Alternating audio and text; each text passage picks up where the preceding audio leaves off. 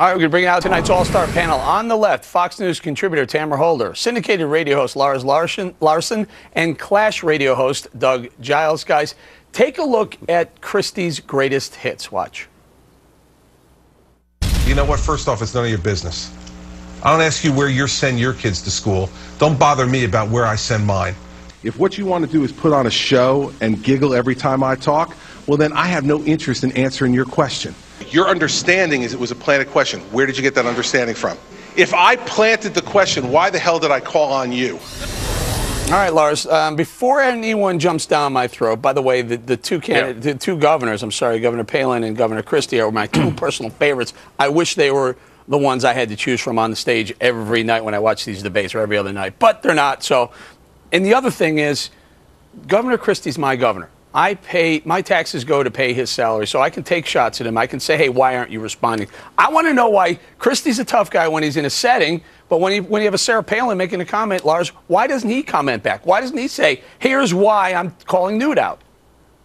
You know, I would love to know Governor Christie's answer for that. If I had to intuit it, maybe he thinks there are fights that we all decide to take on and then there are others where we think it's just not productive to go that direction, that fights between Christie and Governor Palin, who I respect both of them. I've been happy to have them both as guests on my show. That may not be as productive as actually going after the issues, talking about the president's record of failure, and talking about the potential for one of those candidates. And I share Andrew's concern. Andrew's a friend of mine, but it's my concern that a lot of us who are real conservatives don't much like the crop of candidates we've been offered, and we've been forced to say which one of them we like best, instead of the one that we really say, oh, this one fits all of the criteria that you'd like to have. But I think that Christie may have just thought this is not productive to, out in the media, have this fight between two governors instead of talking about the issues of the campaign and the actual candidates. All right, weigh in here, Tamara. What do you think? Well, the first thing is, let's make it very clear. Chris Christie is still the governor and Sarah Palin quit. So there's a big difference here. She is the one who is the rookie here, and she's calling out Chris Christie.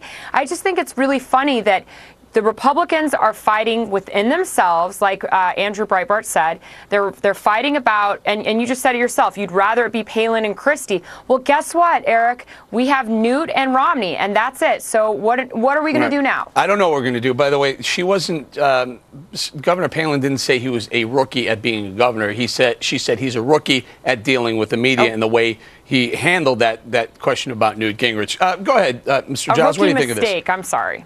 Okay, right. Go ahead. First of all, I'm an artist and I think in pictures. So when she said, Chris is getting his panties in a wad, I've got to watch 3 Disney movies to get that mental image out of my mind. Secondly, I think she has a point here.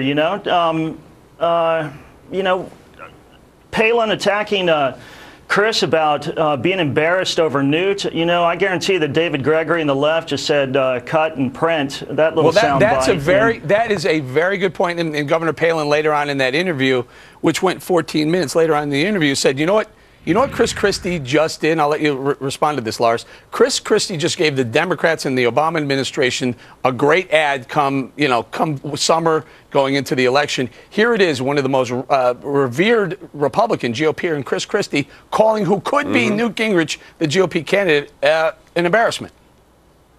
Yeah, and that's possible. I mean, it may be that he's delivered them some good ammunition. It may also be that a lot of conservatives are going to look at Gingrich's record. I look at him, and of the group, he's my favorite. I have not endorsed anyone, but I could give you all the reasons I don't particularly like Governor Romney right now on a whole raft of issues. And I don't like the background material from Gingrich. And I'm aware that it's old, it's been brought up before. But a lot of American conservatives may look at it and say, we've already looked at Gingrich's record, we know his dirty laundry, and even with all that, we think he's the best guy to beat Obama and lead the country. All right, guys, I'm sorry, we got to leave it there.